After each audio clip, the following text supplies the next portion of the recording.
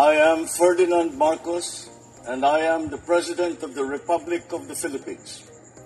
I stand today on behalf of 110 million Filipinos.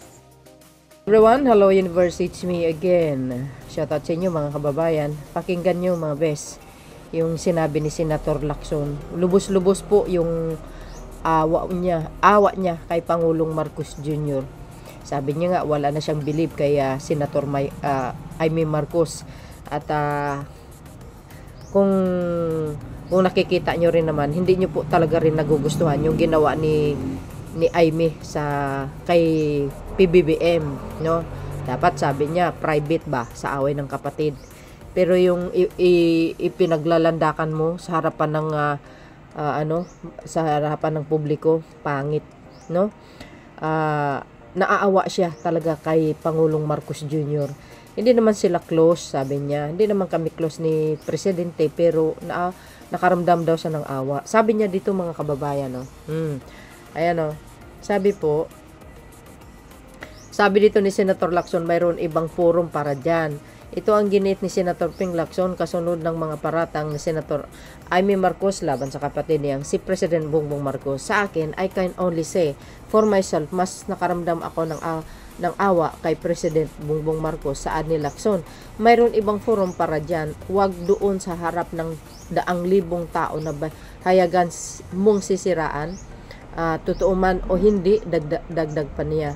Nauna ang inakusahan ng senadorang Presidente First Lady Arenita at Ilocos si Congressman Sandro na gumagamit umano sa bawal na gamot, bagay na maring itinanggi ng palasyo. Yun naman, tsaka hindi naman talaga totoo yung mga paratang.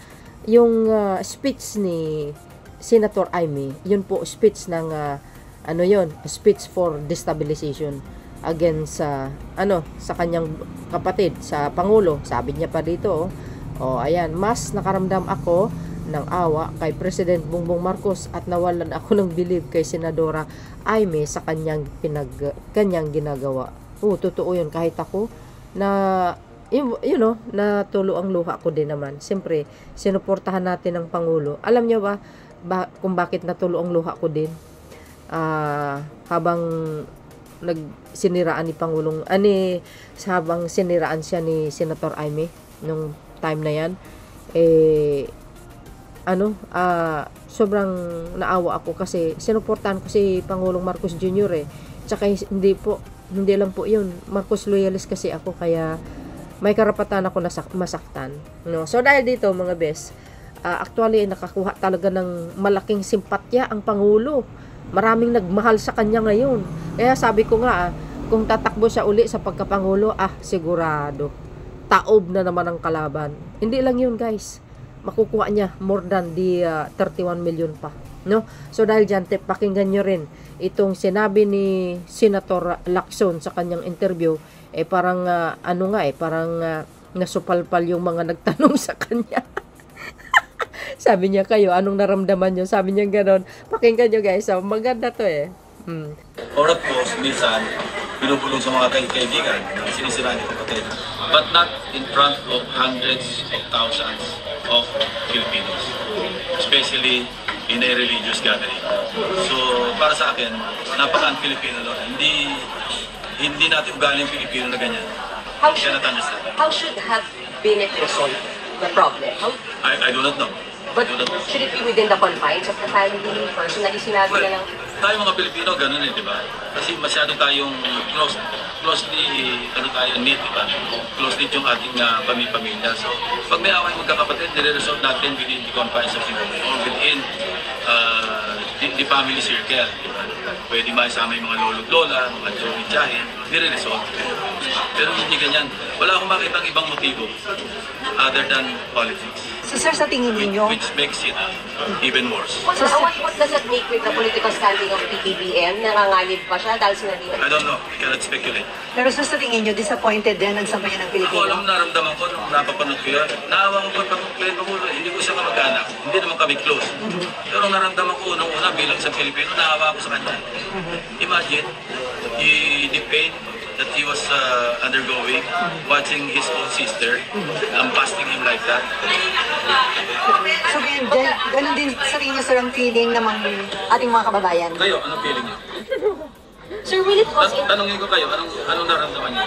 Kung may kapatid kayong gano'n, na pumunta sa Luneta Grandstand, at kinanong kayo, ano magararamdaman niyo?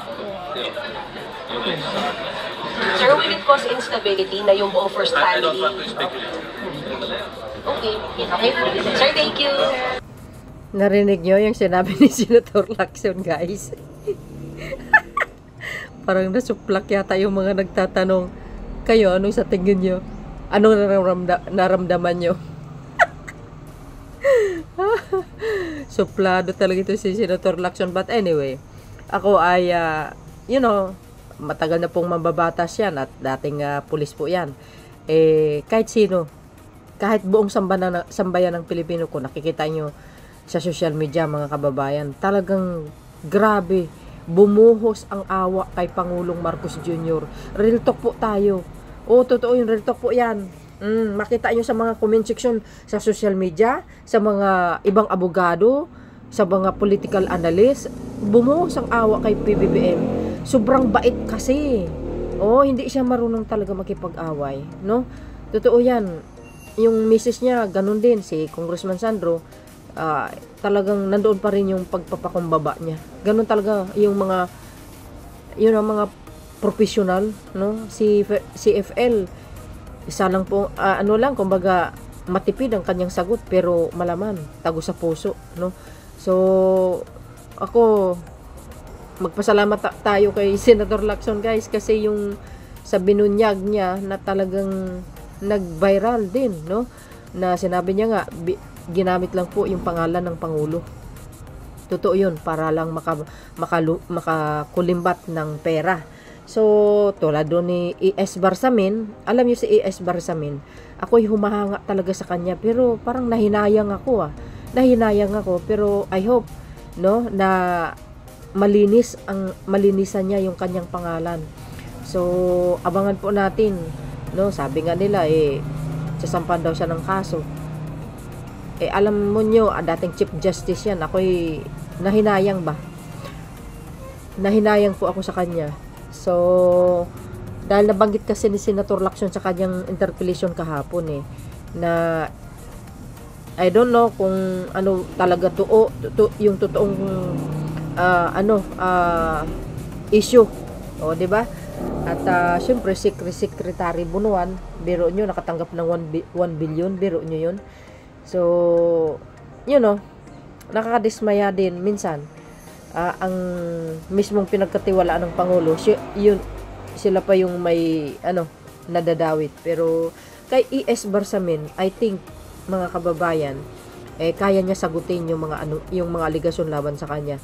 Nahinayang ako talaga, maybe nadadamay lang po siya doon sa apo niya, no? Apo niya yata yun, correct me if I'm wrong. So, dahil dito, mga kababayan, ako'y nagpasalamat kay Senator Lacson talaga.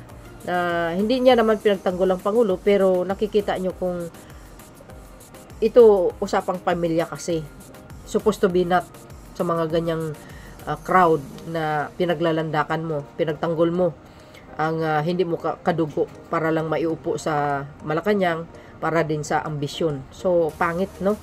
So, nakakadismaya din talaga. But anyway, nandito naman tayo, nagmamahal sa Pangulong Marcos Jr., no? Hayaan nyo sila, manira ng manira. May susunod pa dyan. Hindi titigil mga yan, pero I think, hindi nila kaya ang Pangulo. Ganun lang po yan.